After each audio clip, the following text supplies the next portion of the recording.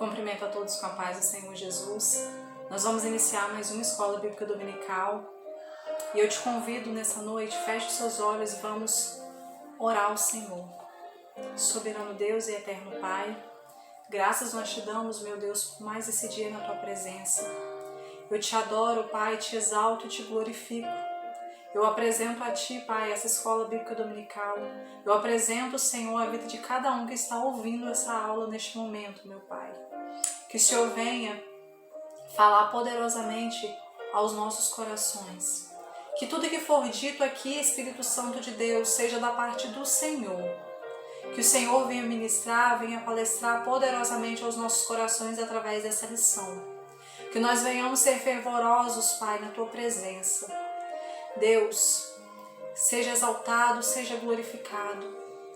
Que tudo que for dito, Pai, seja para engrandecer o nome do Senhor. Fale, Pai, poderosamente sobre os nossos corações. Que essa palavra venha frutificar. Que essa palavra venha renovar as nossas vidas, Pai. É o que eu te peço em nome de Jesus. Amém. Aleluia. Bom, a lição hoje, nós vamos estudar a lição de número 9, Vivendo o Fervor Espiritual. O texto áureo é Efésios capítulo 5, versículo 18. E não vos embriagueis com o vinho, em que há contenda, mas enchei-vos do Espírito Santo. A verdade prática, ser cheio do Espírito pode se referir tanto ao batismo no Espírito Santo, como também à vida plena no Espírito Santo. Nós vamos entender melhor sobre o que é fervor espiritual.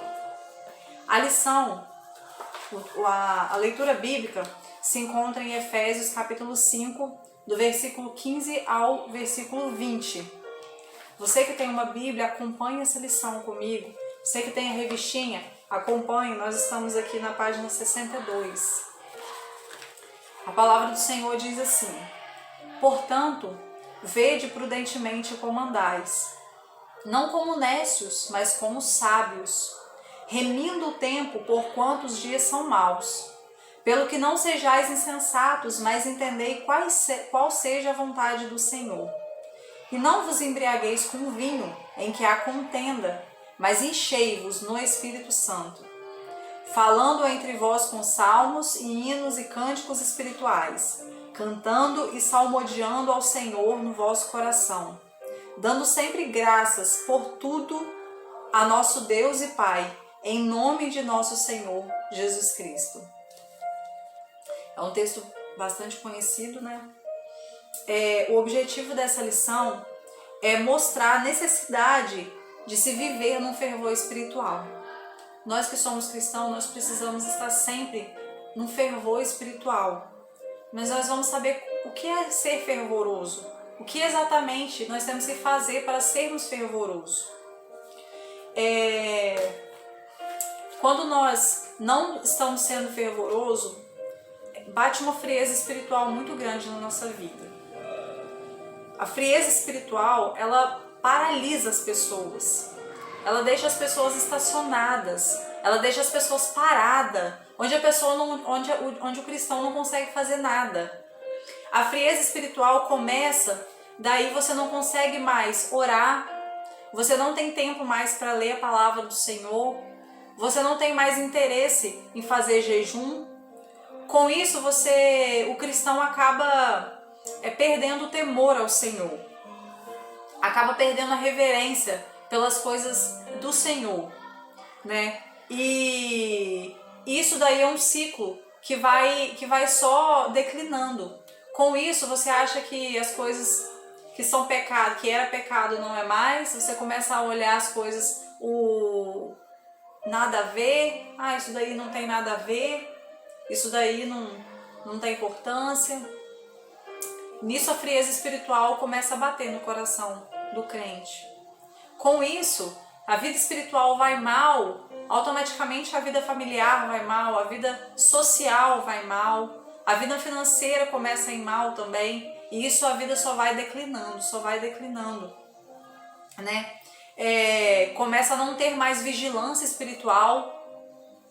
A palavra do Senhor diz que nós devemos vigiar e orar. Mas quando nós estamos frios espiritualmente, nós não temos visão espiritual para entender que nós estamos declinando. Isso daí chama-se frieza espiritual. Se há fervor espiritual, nós buscamos as coisas de Deus. Agora, se não há fervor espiritual, nós começamos a supervalorizar as coisas do mundo. Nós começamos a supervalorizar as coisas carnais. Nós começamos a dar importância para aquilo que não tem importância. Então, a frieza espiritual ela é oposta ao fervor espiritual. Vamos começar aqui a introdução. A expressão todos foram cheios do Espírito Santo em Atos capítulo 2, do versículo 4, quer dizer que todos foram batizados no Espírito Santo. Isso já estudamos no capítulo 3. Inclusive, se você não assistiu a aula, está disponível aqui no canal. Mas nela, aprendemos igualmente que cheio do Espírito indica também viver a plenitude ou fervor do Espírito. Nós vamos analisar melhor, né? A importância da devoção pela palavra e oração. O apego à palavra e o hábito de orar são indispensáveis à vida cristã. São práticas ensinadas ao povo de Deus desde o princípio, pois Deus fala por meio delas. Meus irmãos, está aqui um dos segredos para o fervor espiritual. Uma vida de oração e o hábito de ler a palavra do Senhor. Devoção. A nossa ideia de devoção é de apego, dedicação e zelo, como o nosso apreço pela oração, o amor pela palavra e o apego ao jejum. Leitura da Bíblia, oração e jejum são importantes exercícios espirituais na vida da igreja desde o princípio. Um crente, para ser fervoroso, ele precisa praticar essas três coisas. Ter uma vida espiritual elevada, de edificação. Se edificar. Edificar significa elevar espiritualmente. É necessário por meio da leitura da palavra, que a palavra é aquela que liberta, é aquela que nos traz conhecimento, é aquela que traz esclarecimento para a nossa vida. E através da oração, que é a comunhão que nós temos com Cristo, através da oração. E o jejum é você alimentar o seu espírito. O jejum é você deixar sua carne para poder alimentar as coisas espirituais. São atitudes que todo cristão deve ter para ser fervoroso. Daí ele continua dizendo que tudo isso é válido e espiritualmente salutar que é a vida cristã, mas torna-se eficaz quando acompanhada de santificação, de humildade, prudência e de sabedoria. É muito bom você orar, você jejuar, você ler a palavra. Tem que fazer isso. É o princípio do fervor espiritual. Porém, nós temos que fazer a coisa certa com a motivação certa. Nós precisamos fazer essas três coisas, sim. Mas com isso, o nosso coração tem que estar voltado para Deus, em fazer isso em prol do reino dos céus. Para isso, nós precisamos ter humildade no nosso coração, santificação e ter prudência naquilo que nós vamos fazer, porque não adianta. O Senhor é aquele que sonda e conhece a intenção do nosso coração. O Senhor sabe de todas as coisas. E não adianta a gente fazer essas três coisas para, por exemplo, estudar a palavra, para participar de debate, para se vangloriar, para dizer que nós oramos mais, para dizer que nós sabemos mais, para buscar, para falar que nós jejuamos mais. Jesus mesmo diz na palavra dele, quando vocês forem jejuar, vocês não se mostram entristecidos ou nem fiquem falando para todo mundo perguntar por que você está assim, abatido, porque eu estou jejuando. Não, ninguém precisa saber. Você levanta de manhã, lave o seu rosto, se mostre bem. Se mostre bem porque o jejum é para Deus, não é para você se mostrar por conta disso. Você estuda a palavra para quê? Para me saber, para me reter para mim? Ou para me participar de debate e dizer que eu sei mais? Não, não é para isso. Nós conhecemos a palavra do Senhor primeiro porque ela liberta e depois para que nós possamos levar a palavra do Senhor adiante. e depois para a gente usar dessa palavra que nos libertou para libertar outras pessoas através da palavra, porque a palavra é aquela que liberta. Através da oração, ficar orando em voz alta para dizer, nossa, aquela lá ora, para poder se mostrar, se vangloriar. Não, precisamos ter a atitude certa, fazer a coisa certa, mas com a motivação correta. É isso que o autor da revista está falando. Nós precisamos fazer sim, porém, quando acompanhada de santificação, de humildade, prudência e de sabedoria. A nossa prudência é para que essas práticas não venham a se tornar motivo de exibição. Se nós estamos fazendo, é para Deus. Tudo isso é para a honra e para a glória do santo nome do Senhor. Oração e palavra. Todos nós conhecemos o jargão, né? A oração é a chave da vitória. E é verdade. A oração é a chave da vitória. Porque não existe vida espiritual abundante sem a oração. A oração, sim, é a chave da vitória. A oração, ela move a mão de Deus. Nós temos um exemplo aqui da oração, se é algo que o cristão pode fazer, que movimenta o céu, a terra e movimenta o inferno ao mesmo tempo, é através da oração. Daniel estava orando e quando Daniel começa a orar, Deus envia o anjo. Ou seja, através da oração de Daniel, o céu foi movimentado e Deus envia o anjo para trazer uma resposta para Daniel. Com isso, o príncipe da Pérsia, ele sobe e impede do anjo de entregar a resposta para Daniel. Ou seja, o inferno foi movimentado através da oração de Daniel. Contudo, Miguel luta e o anjo vem e entrega a resposta a Daniel. Com isso, Daniel ele tem uma grande revelação daquilo que vai acontecer com o seu povo, ou seja, a terra se movimenta. Então, a sua oração, ela movimenta o céu, ela movimenta o inferno e ela movimenta a terra ao mesmo tempo. Através da sua e da minha oração, nós somos conhecidos no mundo espiritual. Através da nossa oração, Deus te conhece através da sua oração, mas o inferno também te conhece através da sua oração, porque a oração ela tem poder para muita coisa. Então, a oração, o crente que não ora, ele não é fervoroso. O crente precisa orar. O crente precisa buscar o Senhor, porque a comunhão com Deus vem através da oração. Quando nós oramos antes de alguma decisão, isso daí mostra como nós somos dependentes do Senhor. Quando nós oramos depois, mostra como nós somos gratos ao Senhor. Mas quando nós oramos sempre, mostra qual é a nossa comunhão com Deus. Se nós oramos, nós temos comunhão. Se nós não oramos, nós não temos comunhão. Porque como que eu vou ser amigo de Deus se eu não converso com Ele? Não tem como. Não tem como. A oração, sim, é a chave da vitória, né?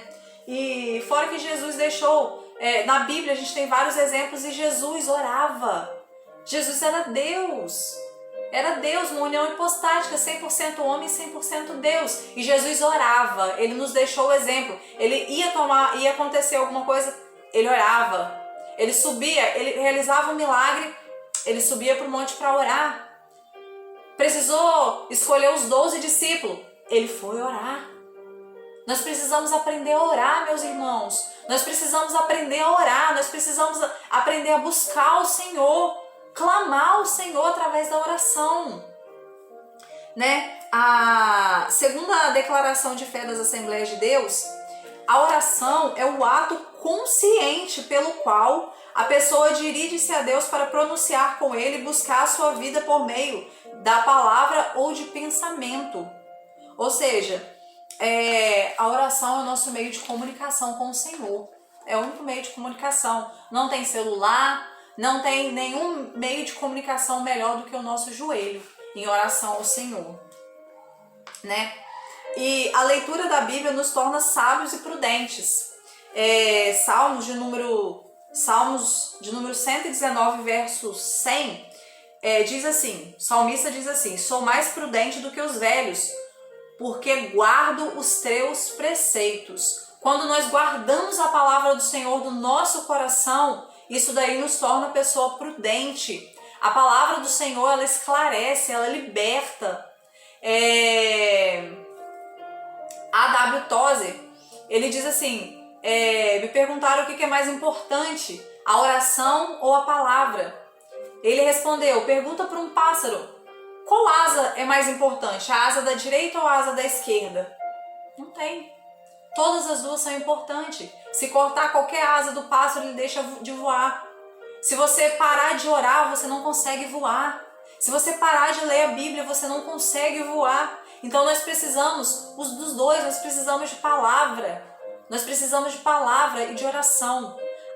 O Senhor se comunica conosco através da palavra, da Bíblia Sagrada. E nós nos comunicamos com o Senhor através da nossa oração.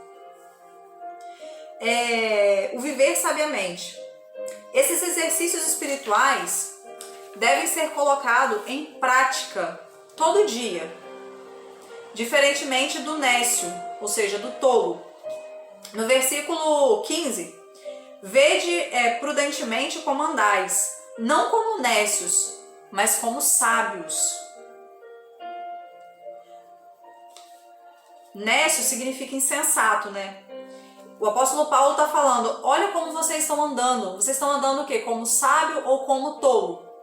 Né? Nécio, acrescenta que esses não entendem a vontade do Senhor. Quando nós não entendemos a vontade do Senhor, nós estamos agindo como tolo.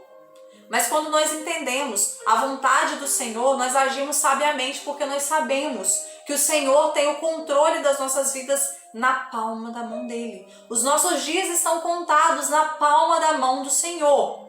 Então, nós precisamos agir sabiamente, nós precisamos ter entendimento da vontade de Deus. Sabe qual que é a vontade de Deus? A vontade de Deus, ela é boa, ela é agradável e ela é perfeita. Pode ser que a vontade do Senhor na sua vida hoje não seja aquilo que você esperou, mas eu tenho certeza que a vontade dele é boa, agradável e perfeita. Eu tenho certeza que a vontade dele é muito melhor do que a sua vontade. Eu tenho certeza que os planos do Senhor nas nossas vidas são muito maiores do que aquilo que a gente sequer imagina. Devemos priorizar a vontade de Deus em nossas decisões, atitudes e não focar nas aparentes vantagens como o mundo faz. O modo de vida do crente não pode ser o padrão do mundo. Não pode ser o padrão do mundo. Nós precisamos ser diferentes, nós precisamos entender a vontade do Senhor. Nós precisamos viver sabiamente. Sabe o que é viver sabiamente? Sabe o que é você ser sábio? Provérbios de número 9, verso 10. Salomão, que escreve Provérbios, né, ele nos fala, o temor do Senhor é o princípio da sabedoria. O temor do Senhor é o princípio da sabedoria. Se você teme ao Senhor, você é sábio. Mas como fazer isso? Provérbios também responde, Provérbios de número 8, verso 13, que diz assim, o temor do Senhor é aborrecer o mal, a soberba e a arrogância. Então, se nós tememos ao Senhor, nós estamos nos constituindo como pessoas sábias. Mas como fazer isso? Quando nós aborrecemos o mal, quando nós não somos arrogantes, ou quando nós não temos a soberba sobre o nosso coração. Meus irmãos, nós precisamos entender que o Senhor é soberano sobre a nossa vida. O Senhor é o Deus Todo-Poderoso. Nós precisamos pedir ao Senhor que coloque esse amor dentro do nosso coração, que coloque esse fervor espiritual dentro do nosso coração. Remindo o tempo. Essa frase diz muito mais do que parece à primeira vista. O verbo remir significa comprar de novo, resgatar, aproveitar o melhor possível. Então, a palavra tempo é bem conhecida entre nós. É o kairos, né? Tempo no sentido de ocasião, oportunidade. Então, nós precisamos remir o nosso tempo. Essas duas coisas são especialidades dos crentes cheios do Espírito Santo. Resultam no viver sabiamente. Sabe como que a gente vai conseguir viver sabiamente? Quando nós conseguimos essas duas palavras: remir o nosso tempo e aproveitar a nossa oportunidade. Nós precisamos remir, precisamos aproveitar a nossa oportunidade. Sabia que hoje foi mais um dia que o Senhor concedeu que nós tivéssemos a oportunidade de fazer algo para a obra do Senhor? Ele nos deu oportunidade de viver e Ele nos deu tempo para que a gente fizesse algo em prol do reino de Deus. E eu te pergunto o que nós fizemos hoje. Às vezes nós estamos desperdiçando o nosso tempo. O Senhor é contra aquele que desperdiça. O Senhor é contra aquele que desperdiça. Aquele que, filho pródigo significa aquele que desperdiça.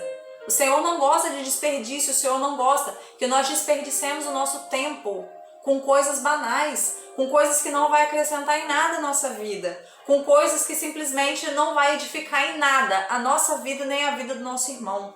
Por isso nós precisamos remir o nosso tempo. Por isso nós precisamos enxergar as oportunidades que o Senhor tem dado nas nossas vidas. Nós precisamos enxergar o tempo e a oportunidade e fazer com que nós aproveitemos melhor essa oportunidade. Quanto tempo perdido? Quanto tempo em celular? Quanto tempo em televisão? Quanto tempo em fazendo nada? Sendo que nós temos esse tempo que nós podemos estar pregando a palavra para alguém. Meus irmãos, nós juntos nós fazemos parte da igreja de Cristo. Há uma ordenança para a igreja, não foi um pedido de Jesus. Jesus não falou, se tiver tempo, não. Jesus disse, ide, pregai o evangelho a toda criatura. Ide, o ide do Senhor é para todos. A evangelização é para todos. Todos precisamos pregar, todos precisamos levar a palavra do Senhor. Não é um pedido, é uma ordenança para todos. Então vamos remir o nosso tempo, vamos resgatar o nosso tempo com aquilo que nos traz edificação, com aquilo que nos traz proveito de alguma forma, nos traz proveito e traz proveito também para o nosso próximo. E vamos para o tópico 2, a importância em manter-se cheios do Espírito Santo. A obra do Espírito Santo na vida do crente é dinâmica. Ela não fica estática a partir da conversão, pois a expressão cheio do Espírito Santo significa reacender a chama do Espírito Santo. Não se deve confundir com a expressão cheios do Espírito Santo de Pentecostes. Vou explicar essa diferença. A obra do Espírito Santo não é algo dinâmico, não é algo que paralisou ali. Nós precisamos entender que nós temos o Espírito Santo na nossa vida. A partir do momento que nós levantamos a nossa mão, que nós aceitamos o Senhor como o único e suficiente Salvador das nossas vidas, nós começamos a ter o Espírito Santo como morada dentro dos nossos corações. O Espírito Santo, ele habita em nós. O apóstolo Paulo vai dizer, não sabeis vós que sois templo do Espírito Santo de Deus? O Espírito Santo habita em você. Você é templo, você é morada do Espírito Santo. Com isso, você é cheio do Espírito Santo. No Atos capítulo 2, a gente fala até adiante aqui da lição, mas eu já vou adiantar, já que estamos aqui falando sobre isso. Atos capítulo 2 usa essa expressão também, cheios do Espírito Santo. Mas esses cheios do Espírito Santo em Atos 2 tem um significado do poder que o Espírito Santo derramou no dia de Pentecostes. Porém, a expressão cheio do Espírito Santo não é só para o dia de Pentecostes. A expressão cheios do Espírito Santo é no sentido de que todos que têm o Espírito Santo sobre a sua vida. Portanto, meu querido irmão e minha querida irmã, se você não foi batizado no Espírito Santo ainda, mesmo assim, você é cheio do Espírito Santo. Não é cheio do Espírito Santo apenas quem é batizado, não. é cheio do Espírito Santo quem tem a presença do Espírito Santo. E a partir do momento que você aceitou o Senhor como o único e suficiente Salvador da sua vida, você professou Deus, Jesus, como seu Salvador, você é cheio do Espírito Santo. Por que nós entendemos? Porque nós temos que ver a expressão cheios do Espírito Santo na forma do contexto. E eu vou falar mais uma vez, texto fora de contexto é pretexto para heresia. Então, para você entender aquilo que o Espírito Santo quer falar através da palavra, nós precisamos entender o contexto. Porque ora está falando cheios do Espírito Santo no Pentecostes. Ora fala cheios do Espírito Santo mesmo antes do Pentecostes. Porque nós temos, por exemplo, o exemplo de João Batista. João Batista, a palavra do Senhor diz que Maria foi saudar Isabel. Isabel estava grávida, né, de João Batista. E quando ela saúda a Isabel, a palavra do Senhor diz que a criança que estava no seu ventre foi cheia do Espírito Santo. Não tinha tido Pentecostes ainda, mas ele já era cheio do Espírito Santo. A palavra diz também que Isabel era cheia do Espírito Santo. Diz que Zacarias era cheio do Espírito Santo. E isso não tinha acontecido ainda a descida do Pentecostes, Atos capítulo 2. No episódio de Atos capítulo 2, todos foram cheios do Espírito Santo. Porém, depois do acontecido do Pentecostes, nós temos também vários textos que diz que João, Pedro, Paulo eram cheios do Espírito Santo. Então, ser cheio do Espírito Santo é você ter a plenitude do Espírito, é você ter o Espírito habitando em você. Vamos lá, tópico 2, né? Primeiro ponto. E não vos embriagueis com vinho. Essa frase é como a Septuaginta. O que é a Septuaginta? É a tradução do hebraico, do Antigo Testamento, né? Do hebraico para o grego. Essa frase é como a Septuaginta traduz. Não olheis para o vinho. A passagem que Provérbios explica as consequências destrutivas de bebedeiras e compara a uma picada de uma cobra. A palavra usada é contenda. Não vos embriagueis com vinho, onde há contenda, onde há dissolução, ou seja, a contenda, aonde tem bebida forte, aonde tem aquilo que tira a sua mente do lugar, tem contenda. A palavra do Senhor lá em Isaías, capítulo 28, o versículo 7 e 8 diz que a mesa onde tem bebida, ela contém vômito. O Senhor não se agrada de bebida. O Senhor não se agrada daquilo que traz contenda para a sua vida, né?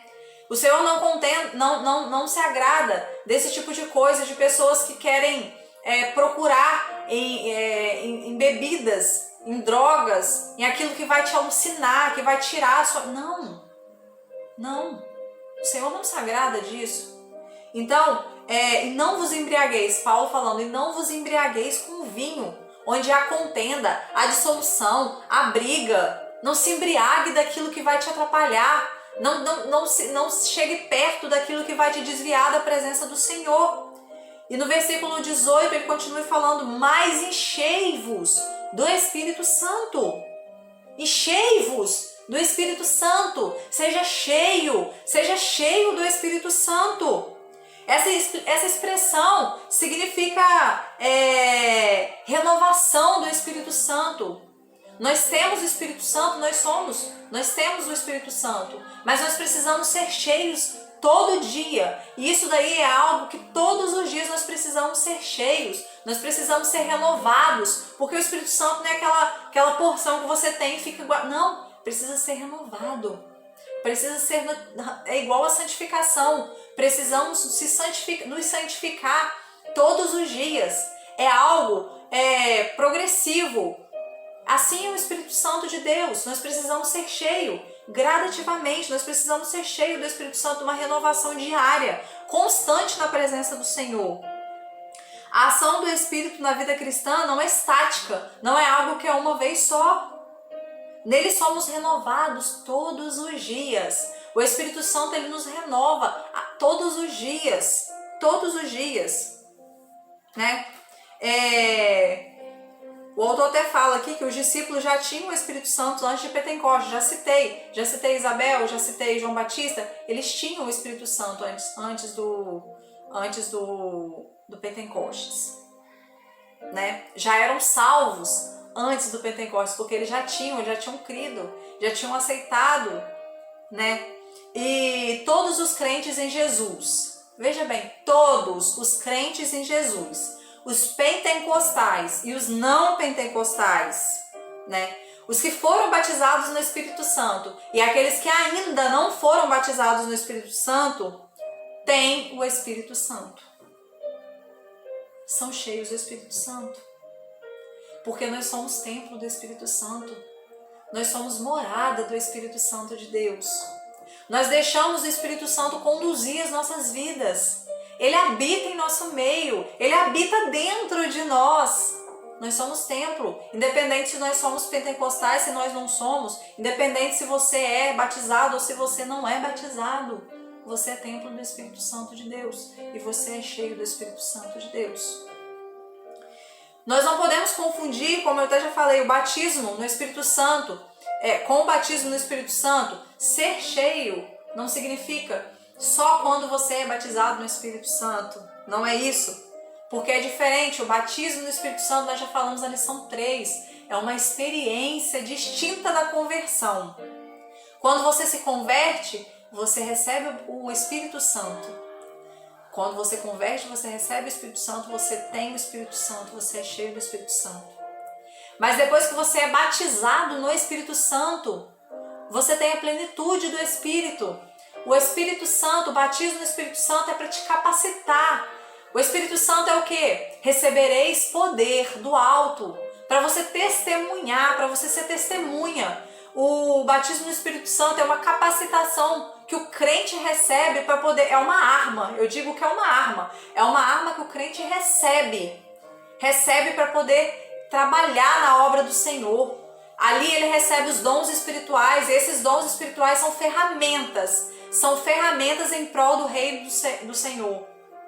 Jamais são ferramentas para exibição, jamais são presentes para exibição, não. Os dons espirituais são ferramentas para guerra, ferramentas para você ir e pregar a palavra, para você resgatar almas para o reino dos céus, né?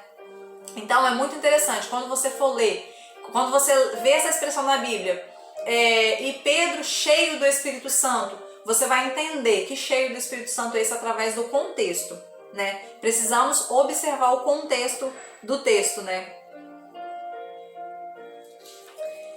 Então, viver cheio do Espírito é o oposto de viver em contendas, confusões, devassidão. Ser cheio do Espírito não combina com embriaguez de vinho ou de qualquer outro tipo de bebida. Você que é cheio do Espírito Santo, você que quer ser cheio do Espírito Santo, abandona essas coisas. Abandona essas coisas aí onde tem contenda, onde tem dissolução, onde tem tristeza. Abandona isso, porque o Espírito Santo, ele é alegria. Enchei-vos do Espírito Santo. O Senhor quer te encher. Mas para o Senhor te encher, você precisa estar vazio. Para o Senhor me encher, eu preciso estar vazio. Para eu encher essa garrafinha aqui de qualquer líquido, ele precisa. E assim somos nós. Nós precisamos ser cheios do Espírito Santo. Nós precisamos estar vazios de nós mesmos, vazios das coisas do mundo, para que o Espírito Santo venha trabalhar na nossa vida e venha nos encher. Venha nos encher com a presença dele. E vamos para o tópico 3. Vigilantes contra a frieza espiritual. Você deve se lembrar de que um dos requisitos para compor o grupo dos 7 diáconos era ser cheio do Espírito Santo. Quando Pedro e João foram escolher os diáconos, né, para ajudar eles a servir as mesas, para cuidar das viúvas, enfim, para Pedro e João se dedicar totalmente à oração e à palavra. Dos requisitos desse diácono era ser cheio do Espírito Santo, né? E como identificar alguém cheio do Espírito Santo? O apóstolo apresenta pelo menos 3 características, que é o testemunho transbordante, a vida de gratidão e a submissão. Através desses 3 requisitos nós sabemos reconhecer alguém cheio do Espírito Santo. Por quê? Quem é cheio do Espírito Santo, ele tem um testemunho transbordante. Porque um testemunho transbordante é um sinal evidente, todo mundo consegue ver, todo mundo consegue visualizar quando ele é transbordante. Os cânticos são expressões de alegria. Aqui fala mais sobre testemunho no sentido de adoração. Nós conseguimos entender no sentido de adoração através dos cânticos. Nós prestamos ao Senhor através dos verdadeiros louvores. Quando eu digo louvor, eu não digo os louvores que a gente canta na igreja, não. Esses louvores onde o homem é o centro, não. Louvor de adoração. Louvor que Cristo é o centro. Louvor que nós derramamos a nossa alma. Transbordante, testemunho transbordante. 2. Além do testemunho transbordante, a vida de gratidão. Uma pessoa cheia do Espírito Santo, ela é grata ao Senhor. Ela é grata, ela tem gratidão. Essa é a vontade de Deus e deve ser a marca dos cristãos. Em tudo nós devemos dar graças ao Senhor. Talvez hoje você esteja passando por alguma situação difícil, mas mesmo assim você precisa dar graças ao Senhor por essa situação. Ser cheio do Espírito nos leva a uma vida alegremente, dando graças a Deus por tudo. O Espírito Santo nos capacita a levar uma vida de gratidão a Deus. E Deus Pai concentra em Cristo. Há diversas passagens tripartidas no Novo Testamento, onde o Espírito Santo aparece como Pai, como Filho, e a passagem que estamos analisando é uma delas, que é o capítulo 18, verso 20, que fala assim: dando sempre graças por tudo a nosso Deus e Pai, em nome de nosso Senhor Jesus Cristo. Meus irmãos, a murmuração, ela afasta as bênçãos do Senhor, mas a gratidão, ela aproxima as bênçãos do Senhor sobre a nossa vida. Portanto, precisamos ser mais gratos ao Senhor, precisamos agradecer ao Senhor. Você já agradeceu ao Senhor hoje pelo seu alimento?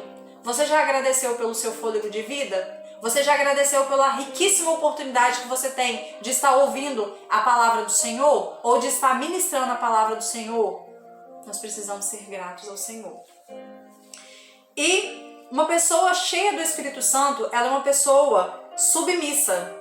É uma pessoa que tem sujeição, que tem submissão, O quebrantamento e a humildade expressam bem a plenitude do Espírito Santo.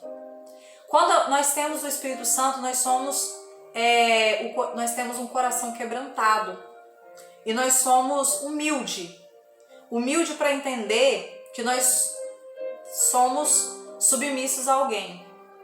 Meu irmão, nada do que você tem pode ser a pessoa mais inteligente, mais estudada, pode ser o melhor teólogo, o melhor pastor, o melhor cantor, pode ser tudo isso, mas precisa ser humilde. Precisa ser humilde, precisa entender que se nós temos alguma coisa, é porque o Senhor nos deu. Se nós sabemos de alguma coisa, é porque alguém ensinou pra gente. Nós não sabemos, nós não nascemos sabendo. Nós somos totalmente dependentes. Nós temos o conhecimento experimental, o Senhor que nos dá.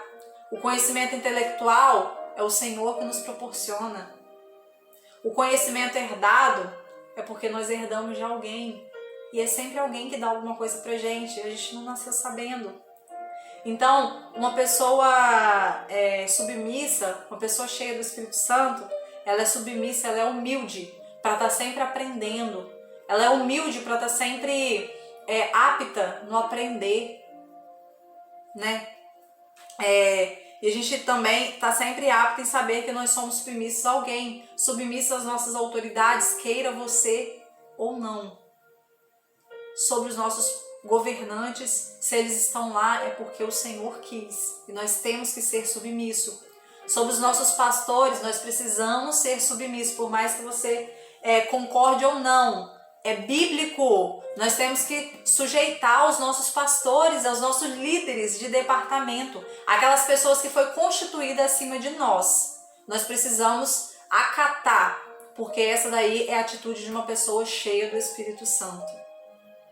Nós precisamos sermos submissos. Nós precisamos sermos submissos sempre. Tiago, capítulo 4, verso 7, diz que nós temos que sujeitarmos a Deus. Sujeitai-vos, pois, a Deus. Resisti ao diabo e ele fugirá de vós. Nós precisamos nos sujeitarmos ao Senhor. Nós precisamos sujeitarmos à vontade do Senhor na nossa vida. Porque a vontade do Senhor, ela é boa, ela é agradável e ela é perfeita. O testemunho transbordante, a vida de gratidão e a submissão indica um crente cheio do Espírito Santo. Se você tem essas 3 características, se eu tenho essas 3 características, nós somos cheios do Espírito Santo. Se nós não temos, precisamos buscar ser cheio do Espírito Santo, sendo submisso, tendo uma vida de gratidão e tendo um testemunho transbordante, oferecendo o melhor louvor e a melhor adoração para aquele que é digno de todo louvor e de toda adoração. E assim nós concluímos a nossa lição hoje. Conclusão. O significado de enchei-vos do Espírito é de ter a vida cristã na plenitude do Espírito Santo. E se envolve todos os aspectos da nossa vida, desde os cultos até o lar, desde o lar até o trabalho e a sociedade. Por meio desses testemunhos é possível observar quem é cheio do Espírito Santo.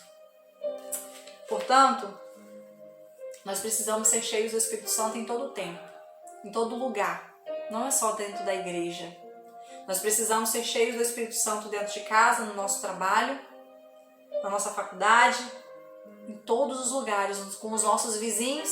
As pessoas precisam enxergar que eu e você somos cheios do Espírito Santo. As pessoas precisam olhar de fora e olhar, ali vai uma pessoa cheia do Espírito Santo. Nós não precisamos falar, eu sou cheio. Não. As pessoas precisam ver que nós somos cheios do Espírito Santo. Amém? Espírito Santo de Deus, eu te agradeço, meu Deus, por mais essa oportunidade de estar aprendendo mais da Tua Palavra. E eu lhe peço nessa noite, Pai, que o Senhor venha nos encher, que o Senhor venha nos encher da Tua presença, meu Pai. Que o Senhor venha fazer com que nós sejamos pessoas mais humildes, que nós venhamos ser pessoas mais com o coração quebrantado, sermos pessoas submissas, que nós precisamos ser pessoas melhores a cada dia, Pai. Nós dependemos da Tua presença, Espírito Santo de Deus. Faça um mover sobre as nossas vidas. Nos encha, Pai, que nós venhamos nos esvaziar de nós mesmos, mas que a Tua presença venha ser transbordante em nosso meio. É o que eu lhe peço, Pai. Abençoa, Pai, a quem está ouvindo essa aula até agora, Pai. Seja cheio, que seja cheio do Espírito Santo de Deus. Que eles venham sentir o toque do Espírito Santo de Deus. Que o Espírito Santo de Deus venha tocar de uma forma diferente na vida dos Teus filhos. É o que eu lhe peço, Pai, em nome de Jesus. Em nome de Jesus. Amém.